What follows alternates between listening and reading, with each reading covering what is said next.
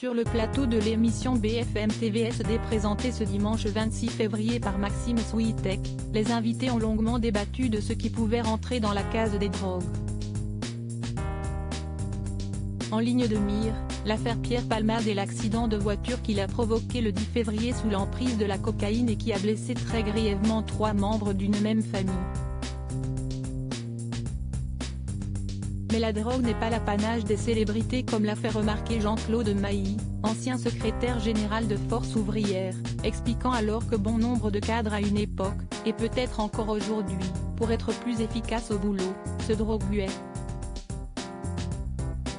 C'est à ce moment-là que Roselyne Bachelot, ancienne ministre de la Culture, est revenue sur la polémique actuelle impliquant des députés à l'Assemblée nationale qui auraient été vus buvant plus que de raison.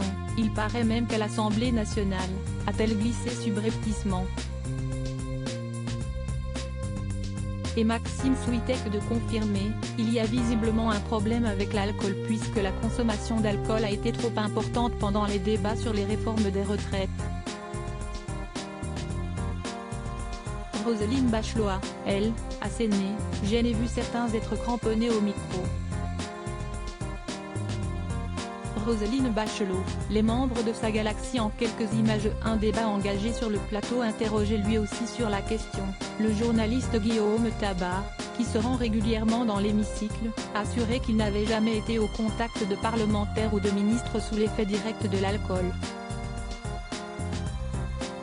Ces propos ont enclenché un débat sur ce qu'était une drogue et ce qui ne l'était pas. L'alcool doit-il, au même titre que la cocaïne, être considéré comme une drogue?